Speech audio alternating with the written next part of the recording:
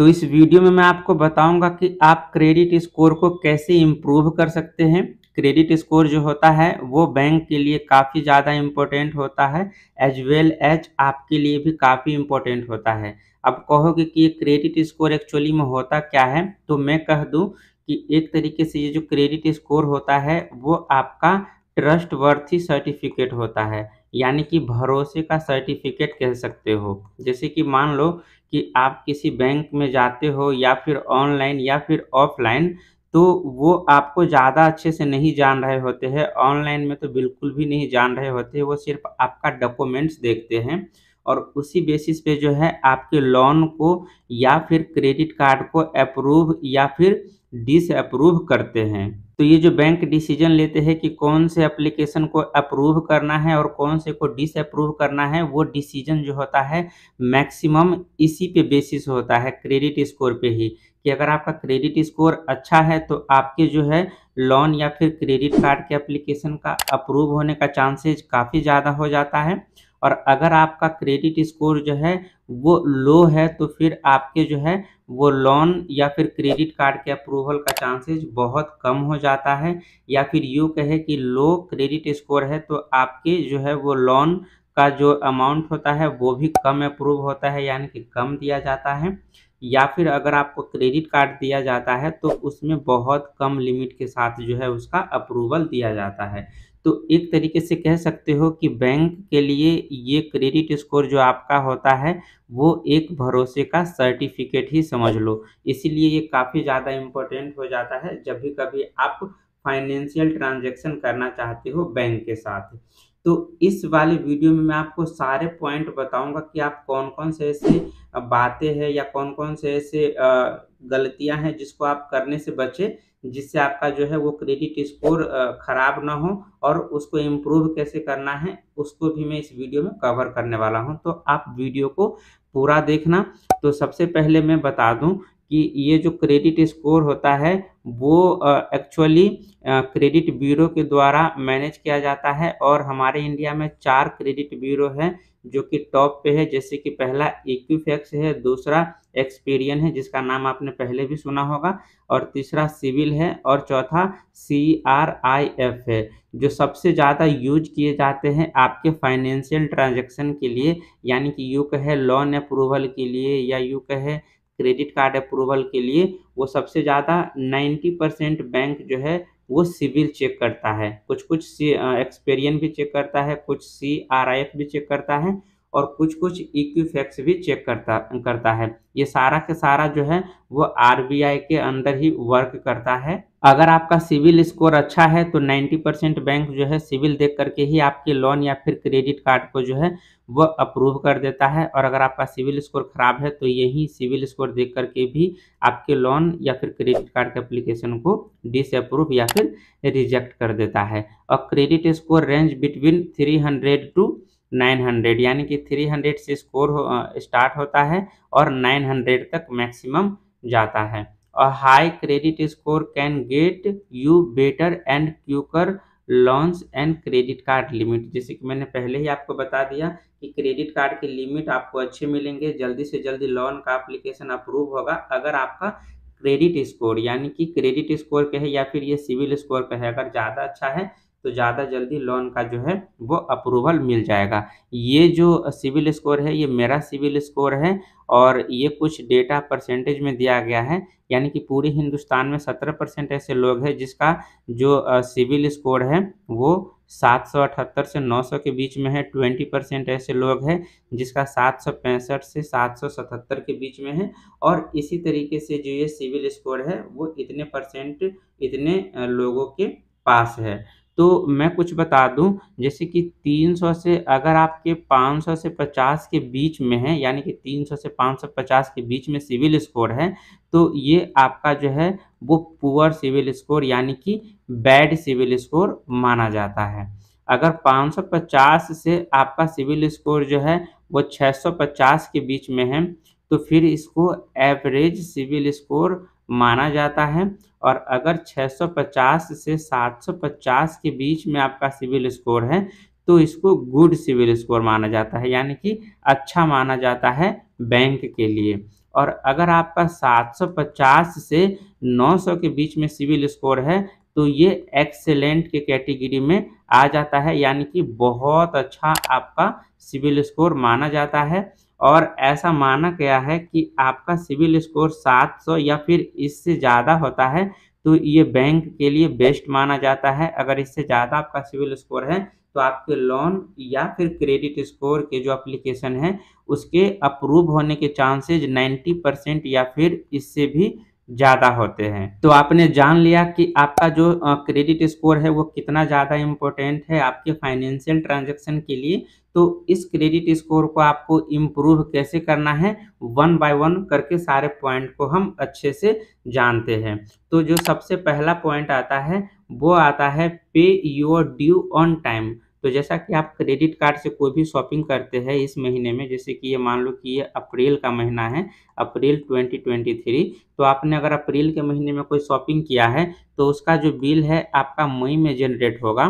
तो मई में आप उसको जो है पूरा पेमेंट कर दे तो इससे आपका जो है वो सिविल स्कोर इम्प्रूव होगा। और मैं बता दूं कि एक बार अगर आप टाइमली पेमेंट करते हैं तो आपका 2 से लेके 4 पॉइंट तक जो है वो सिविल स्कोर इम्प्रूव होता है, यानी कि इंक्रीज होता है।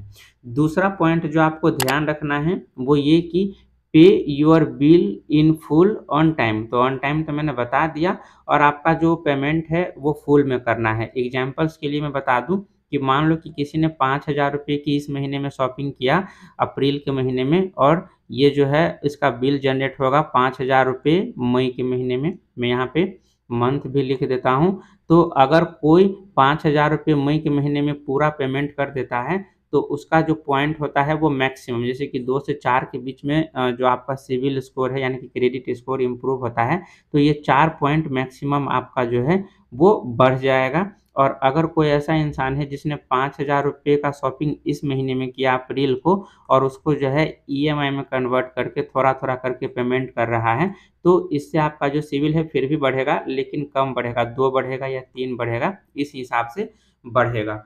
तो आप कोशिश करें कि अगर आप कोई भी शॉपिंग करते हैं क्रेडिट कार्ड को लेके तो उसको एक साथ फुल अमाउंट में पे करें। इसके 2 बेनिफिट होते हैं, एक तो सिविल में आपका जो है वो पॉइंट बढ़ता है, और दूसरा ब्यूरो जो होता है यानी कि क्रेडिट ब्यूरो जो होता है, जैसे कि मैंने अभी पहले 4 क्रेडिट ब्यूरो के बारे में डिस्कस किया है, उसमें आपका जो है एक पॉजिटिव जो है हिस्ट्री बनता है या पॉजिटिव इम्पैक्ट पड़ता है, ये कि आप जो है क्रेडिट कार्ड को अच्छे से यूज कर रहे हैं और जो भी आप यूज करते हैं उसकी फुल पेमेंट टाइमली कर देते हैं।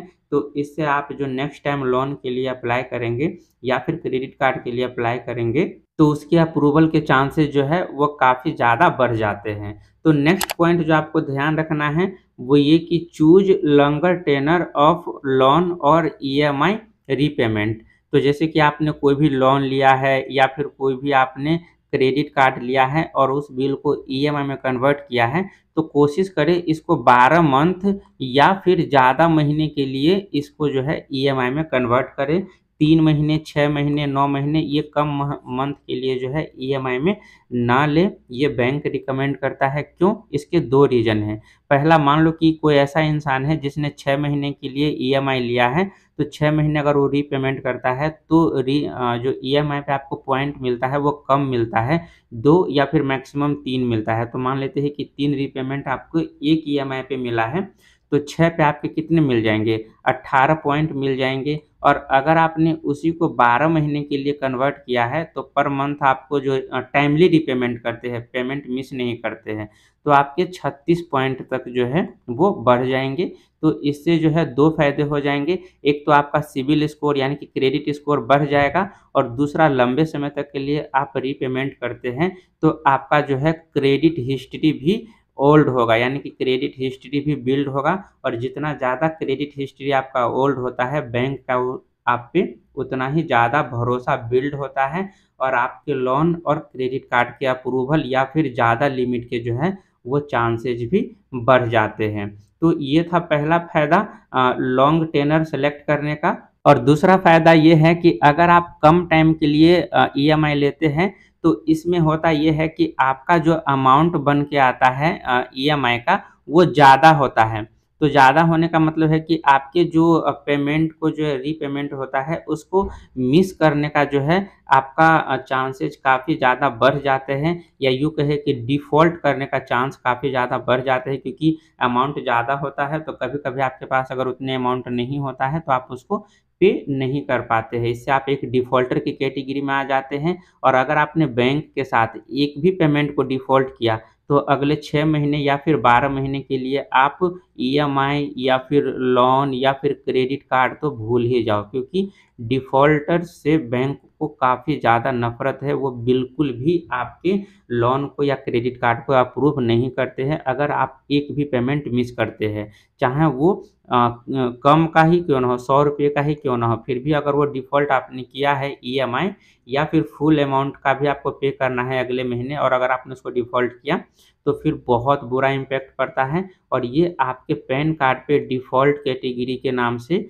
आपके 1 साल से 2 साल तक या फिर इससे भी ज़्यादा दिन तक आपका जो है वो हार्ड इंक्वायरी के रूप में रहता है। तो जब भी कभी आप एप्लीकेशन अप्लाई करते हैं नए क्रेडिट कार्ड के लिए या लोन के लिए, तो बैंक के इस डिफ़ॉल्ट को देखते ही आपको जो है चांसेज़ काफ़ी हाई होता है कि उसको रिजेक्ट कर देते हैं। पर कोई ऐसा इंसान है कि 12 महीने के लिए लेता है तो उसका जो ईएमआई बनता है वो भी कम अमाउंट का बनता है, और जब कम अमाउंट का बनता है तो उसको जो है वो पेमेंट करने के चांसेज़ भी काफ़ी ज़्यादा हो जाते हैं टाइमली। तो हमेशा ध्यान रखें कि अगर आप टेनर लेते हैं ईएमआई पे, चाहे वो लोन का हो या फिर आपके क्रेडिट कार्ड के पेमेंट का हो, तो उसको आप ज़्यादा दिन के लिए लें, यानी कि 12 महीने या फिर इससे भी ज़्यादा टाइम के लिए लें, कम टाइम के लिए ना लें। ये बैंक खुद ही रिकमेंड करता है आपको ये ईएमआई लंबे समय तक लेने के लिए। जो अगला पॉइंट आपको ध्यान में रखना है आपका सिविल यानी कि क्रेडिट स्कोर बढ़ाने के लिए, वो ये कि avoid taking on too much डेब्ट ऑन एट अ टाइम।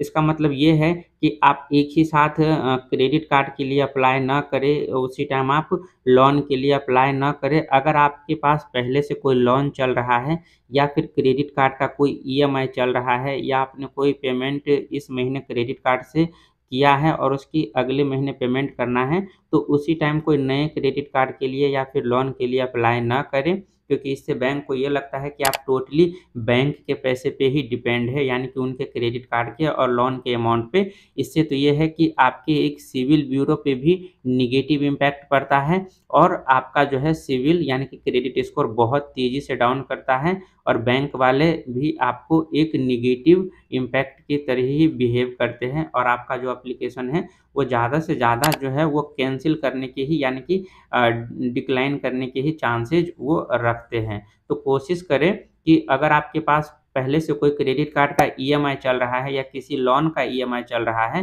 तो उसकी पूरा पेमेंट कर दें, इसके बाद ही कोई दूसरा लोन या फिर क्रेडिट कार्ड के लिए जो है वो अप्लाई करें। जो अगला पॉइंट आपको ध्यान रखना है वो ये कि unsecure loan lower your credit score. तो अनसिक्योर और सिक्योर लोन या फिर क्रेडिट कार्ड क्या होता है? तो जैसे कि मैं बता दूँ कि आप लोन के लिए बैंक में अप्लाई करते हैं, और वहाँ पे आप मान लो कि आपने होम को एज़ अ गिरवी रखा है, या फिर आपने गोल्ड को गिरवी रखा है, या फिर आपने जो है बहुत सारे जो होता है वो कार को गिरवी रख देते हैं।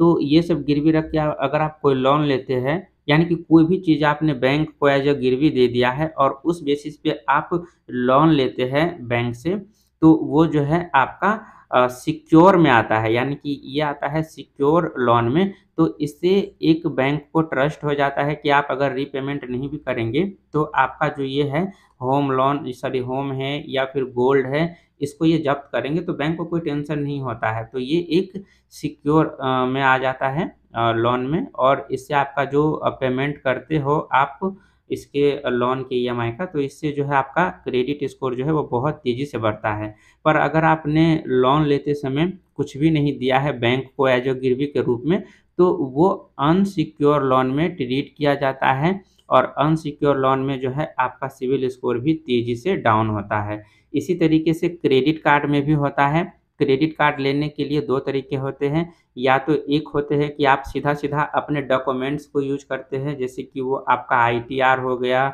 या फिर आपका इनकम प्रूफ हो गया। तो ये सब यूज़ करके अगर आप क्रेडिट कार्ड लेते हैं या फिर यूँ कहें कि ये भी आप नहीं देते हैं बैंक को, जस्ट लाइक अप्लाई करते हैं और अगर आपको क्रेडिट कार्ड मिल जाता है, तो वो अनसिक्योर क्रेडिट कार्ड में काउंट किए जाते हैं और इससे भी अगर आपका अप्रूवल मिल जाता है क्रेडिट कार्ड का, तो आपके जो है क्रेडिट स्कोर काफ़ी तेज़ी से गिरते हैं। पर उसी क्रेडिट कार्ड को अगर आप एक पैसे बैंक को दे करके, जैसे कि आपने सुना होगा कि एफडी बेस पे भी आपको क्रेडिट कार्ड मिलता है।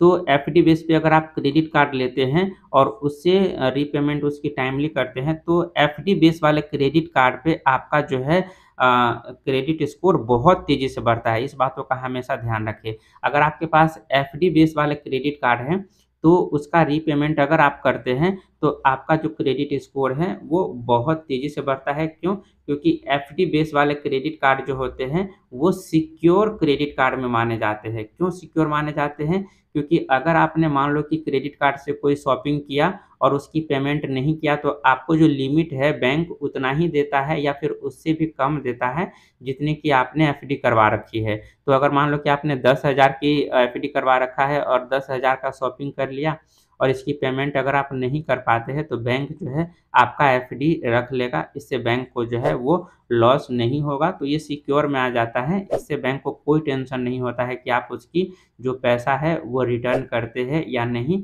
तो इस हिसाब से वो आपके क्रेडिट लिमिट को भी इंक्रीज करते हैं काफ़ी, अगर आप उसकी पेमेंट टाइमली कर देते हैं तो। जो नेक्स्ट पॉइंट आपको ध्यान रखना है वो ये कि maintain a low credit utilisation limit. तो अगर आपने मेरा पहले वीडियो देखा होगा, तो उस वीडियो में जैसे कि आप क्रेडिट कार्ड का लिमिट कैसे इंक्रीज कर सकते हैं, तो उसमें भी मैंने इस पॉइंट को डिस्कस किया था। तो आपको जो है वो लो क्रेडिट यूटिलाइजेशन लिमिट कितना यूज़ करना है, तो आप 50% तक ज़्यादा से ज़्यादा जो है अपने क्रेडिट कार्ड का लिमिट यूज़ कर सकते हैं। मान लीजिए किसी का 20,000 का लिमिट है, तो वो 1 महीने में 10,000 रुपये ही शॉपिंग करे या फिर 10,000 रुपये को ही ईएमआई में कन्वर्ट करे। तो 20,000 का 50% कितना होता है? 10,000। उसी तरीके से आपका 15,000 का है, तो आप 15,000 का लिमिट है, तो आप 7,500 रुपये तक ही अपने क्रेडिट लिमिट को पर मंथ यूज़ करें, पर मंथ। फिर अगले महीना पेमेंट कर देंगे, तो फिर आपका जो है साढ़े 15,000 का लिमिट हो जाएगा। फिर अगले महीने फिर 7,500 का यूज़ कर लें आप क्रेडिट कार्ड से।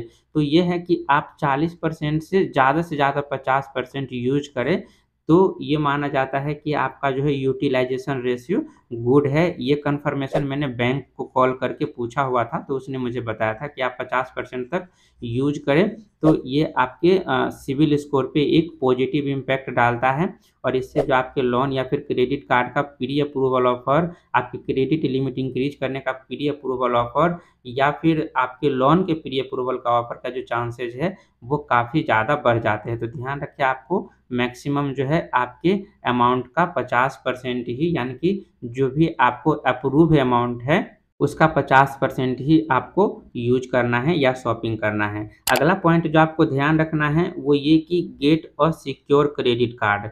तो मैंने पहले ही बता दिया कि अगर आप एफडी बेस्ड क्रेडिट कार्ड लेते हैं, तो ये सिक्योर क्रेडिट कार्ड में माना जाता है। एफडी की जगह पे आप लोन, यानी कि ऑफ़लाइन जाके बैंक ब्रांच जाके लोन पे या फिर कार पे या फिर जो भी आपके पास कोई भी सामान है जिसका प्राइस अच्छा खासा है, तो उसको आप गिरवी रख के भी क्रेडिट कार्ड ले सकते हैं। जो सबसे ईज़ी तरीका होता है वो एफडी करवा के क्रेडिट कार्ड लेना होता है। ये एफडी बेस यानी कि सिक्योर क्रेडिट कार्ड में आता है और इसकी पेमेंट अगर आप टाइमली करते हैं, तो जो अनसिक्योर क्रेडिट कार्ड है, उससे जो है आपका क्रेडिट स्कोर बहुत तेज़ी से बढ़ता है। मान लीजिए कि अनसिक्योर क्रेडिट कार्ड है, तो एक पेमेंट आपने किया तो उसका 2 पॉइंट बढ़ेगा, तो सिक्योर क्रेडिट कार्ड में आपका जो है वो 4 पॉइंट क्रेडिट स्कोर बढ़ता है। तो ये भी आपको ध्यान रखना है अगर आप क्रेडिट स्कोर ज़्यादा जल्दी अच्छे से बढ़ाना चाहते हैं तो। और ये सारा पॉइंट मैंने बैंक से कन्फर्म किया है, तभी आपको बता रहा हूँ। और जो अगला पॉइंट आपको ध्यान रखना है वो कि check for errors in your credit report. तो जैसा कि आपने देखा कि मान लो कि आपने कोई लोन लिया या फिर क्रेडिट कार्ड का ईएमआई आपने लिया और आपने 12 महीने का लिया और 12 महीने में आपने पूरा ईएमआई चुका दिया। और बहुत टाइम ये होता है कि सिबिल में जो हो बैंक वालों को आप देते हो पूरा पैसे हर महीने का ईएमआई, तो बैंक वाले की गलती की वजह से या मिस्टेक की वजह से वो क्रेडिट स्कोर में क्रेडिट स्कोर या फिर यूँ कहें क्रेडिट ब्यूरो में उसको जो है वो रिपोर्ट ही नहीं करते हैं। तो रिपोर्ट नहीं करते हैं तो वहाँ पे आपका जो ये लोन होता है या ईएमआई होता है क्रेडिट कार्ड का, वो तब भी एक्टिव दिखा रहे होते हैं। तो इस हिसाब से जो होता है आपके क्रेडिट स्कोर पे नेगेटिव इम्पैक्ट पड़ता है और आपका क्रेडिट स्कोर डाउन होता है और यूँ कहें कि क्रेडिट ब्यूरो में भी आपका नेगेटिव इम्पैक्ट जो है वो रिकॉर्ड होता है। तो ये जब भी कभी आप लोन लेते हैं, car loan, home loan, credit card, तो वो एप्लीकेशन आपको रिजेक्ट कर देते हैं या यूँ कहें कि काफ़ी हाई इंटरेस्ट पे आपको मिलते हैं। जो सबसे लास्ट पॉइंट है वो ये कि अगर आप अपना क्रेडिट स्कोर बढ़ाना चाहते हैं, ये क्रेडिट स्कोर काफ़ी ज़्यादा इम्पोर्टेंट होता है, पहले बताया है, तो आप ये कर सकते हैं कि आप रिमाइंडर सेट कर सकते हैं। मोबाइल में काफ़ी सारे रिमाइंडर्स लगाने के लिए एप्लीकेशन आता है, तो आप उसको रिमाइंडर पे डाल सकते हैं। अगर आपके पास ज़्यादा नंबर ऑफ क्रेडिट कार्ड है, 4-5 क्रेडिट कार्ड हैं, तो उसको रिमाइंडर पे आप डाल दें कि आपका किसी का 30 तारीख को पे करना है, किसी को 29 तारीख को पे करना है, किसी को 5 तारीख को पे करना है क्रेडिट कार्ड का बिल।